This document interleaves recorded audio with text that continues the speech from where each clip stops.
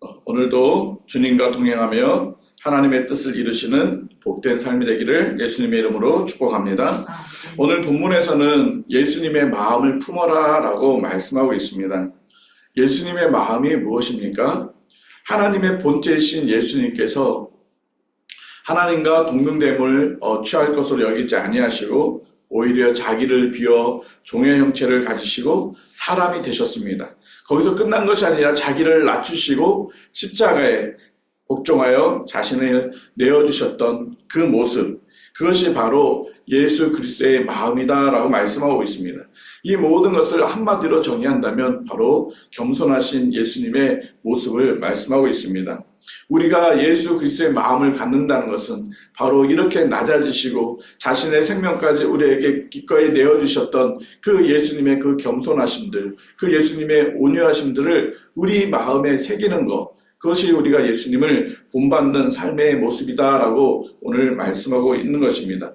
오늘 말씀에 보면 취하다라고 말씀을 하고 있습니다.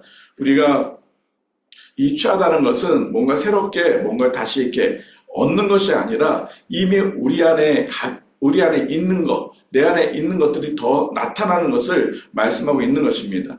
6절 말씀에 그는 근본 하나님의 본체시나 하나님과 동등됨을 취할 것으로 여기지 아니하였다라고 말씀하고 있는 것입니다. 혹시 이렇게 보류라는 단어를 아시죠?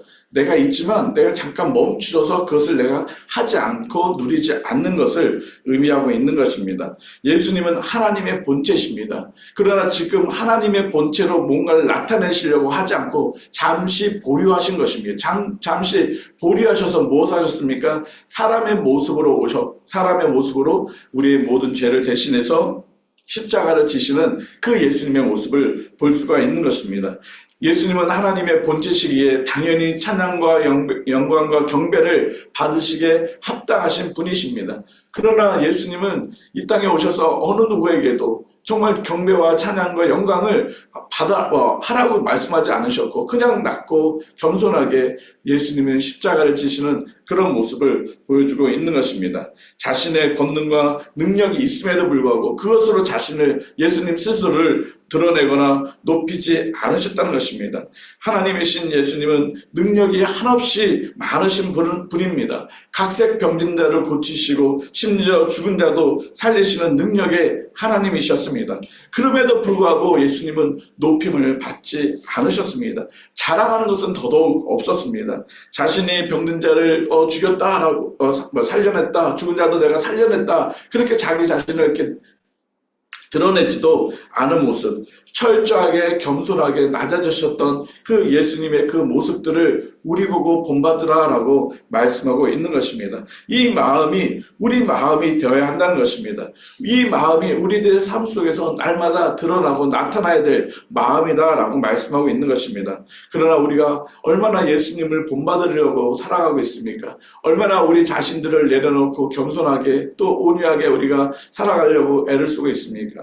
우리는 조금이라도 나에게 손해가 보면 내가 손해보는 것을 싫어하고 조금이라도 내가 나를 불쾌하거나 나를 화나게 하거나 심지어 나를 핍박하게 되면 그 사람에 대해서 우리가 원한을 갖게 되고 어떻게 하든지 복수를 하려고 하고 하는 그런 모습들이 우리 안에 많지 않습니까? 예수님의 마음은 그런 상황 속에서도 겸손하게 온유하게 모든 사람들을 사랑하고 용서하고 긍휼히 여기는 그런 모습들을 우리에게 본받으라, 마음을 가져라 라고 주님은 말씀하고 있는 것입니다. 분명히 예수님은 이 땅 가운데 왕으로 오셨고 이 땅의 모든 것을 용서해 주시는 그 구원자로 오셨습니다. 그러나 그 예수님은 높아지지 않으셨습니다. 그러나 반드시 11절 말씀에 모든 이름으로 예수 그리스도를 주라 신하여 하나님 아버지께 영광을 돌리게 하는 그런 일들이 일어난다는 것입니다. 10절 말씀에 하늘에 있는 것이나 땅에 있는 것이나 온 열방이 다 예수님 앞에 무릎을 꿇고 예수님의 이름을 찬양하고 경배하는 날이 온다고 말씀하고 계셨고 그런 날들이 오셨습니다. 이 땅에 예수님이 다시 재림하실 것입니다. 그때는 만왕의 왕으로 만주의 주로 모든 것을 만드시고 다스리시는 그런 전능의 하나님으로 또한 심판주로 이 땅에 오실 것입니다. 그 예수님은 그때까지 우리에게 참으셨고 또 온유하셨고 또 기다려주셨습니다.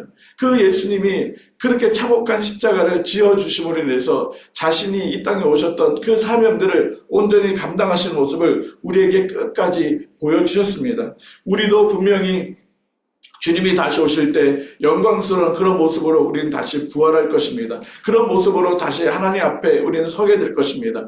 그런 날들을 바라보고 이 땅 가운데서는 우리가 예수 그리스도의 마음을 본받는 그런 삶을 살아가야 하는 것입니다. 예수 그리스도의 겸손하심을, 예수 그리스도의 그런 온유하심을, 모든 사람들에 대해서 용서하심과 그런 긍휼하심과 자비를 베풀으셨던 그 예수 그리스도를 본받는 그 마음을 갖기를 힘쓰는 저와 여러분의 삶이 되어지기를 예수님의 이름으로 축복합니다. 오늘 말씀해 보니까 너희의 구원을 이루라 라고 12절에 말씀하고 있습니다. 항상 복종하여 두렵고 떨림으로 너희의 구원을 이루라라고 말씀하고 있습니다. 두렵고 이것은 어떤 공포라는 말을 의미하지 않습니다. 이 두려움이라는 그 공포, 그런 두려움이라는 의미를 가지고 있지만 또 하나의 의미가 중요한 의미가 있는데 경외하다라는 존경하다라는 그런 의미를 가지고 있습니다. 우리가 구원을 이루는 것은 하나님을 경외함으로 하나님을 존경하는 마음으로 그 하나님의 구원의 은혜에 감사하는 마음으로 그 구원을 받아들여라 라고 하는 것을 말씀하고 있는 것입니다. 떨림으로, 이 떨림도 마찬가지입니다. 떨림이 무엇입니까? 어떤 사람이나 어떤 일들에 우리가 당했을 때 굉장히 감동되었을 때 막 이렇게 떨림이 있지 않습니까? 물론 두려움 때문에도 무서워 떨 수도 있겠지만 그 경외로움 때문에 그 영화로움 때문에 우리가 그 감격하는 모습을 보여주고 있습니다. 바로 두려움과 그런 떨림이 단순히 우리가 생각하는 공포로 그래서 구원을 이루지 못하면 어떡하지? 내가 구원을 받지 못하면 어떡하지? 그렇게 염려하고 걱정하면서 구원을 이루라는 말이 아닙니다. 온전히 나에게 구원을 베푸신 그 하나님을 경외함으로 정말 그 하나님을 존경함으로 경배함으로 그 구원의 은혜들을 받아들여라라는 것을 말씀하고 있는 것입니다. 우리가 구원을 이룰 수 있는 것은 아닙니다. 하나님의 전적인 은혜와 선택만이 우리를 하나님의 구원의 자리로 이끌어 주시는 것입니다. 그렇게 나를 구원해 주신 그 하나님의 은혜가 너무 크고 너무 감격하기 때문에 그 하나님 앞에 존귀와 경배를 올려드리면서 그 구원의 은혜를 갖는다는 것입니다. 그 구원의 은혜를 갖는 사람은 어떤 삶을 살아야 되는 것입니까? 바로 예수 그리스도의 마음을 가지고 살아가는 것입니다. 13절 말씀처럼 너희의 안에서 행하시는 이는 하나님이시니 자기의 기쁘신 뜻을 위하여 너희에게 소원을 두고 행하게 하신다는 것입니다.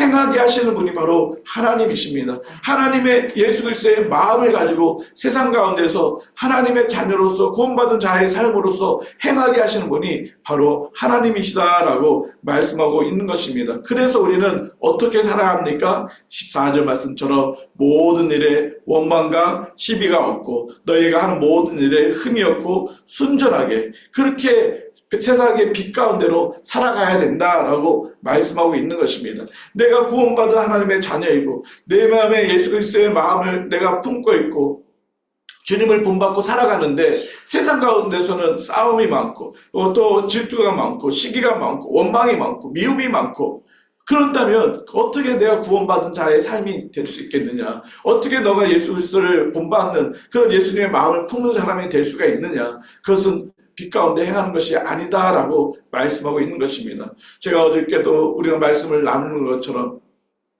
사랑하지 않으면 빛 가운데 행하지 않는 것이라고 말씀하고 있습니다. 어둠 가운데 행하는 것이라는 것입니다. 우리가 예수 그리스도의 마음을 가지고 생명을 가지고 구원받은 하나님의 자녀로 날마다 우리가 예수 그리스도를 본받는 그런 삶을 살려고 한다면 우리는 세상 가운데 빛 가운데로 살아가는 삶을 살아가야 하는 것입니다. 그러다 보면 때로는 원망과 시비와 또 내가 마음도 상하고 또 내가 핍박으로 인해서 어려움도 당하고 그런 일들이 부지수에게 많이 있을 것입니다.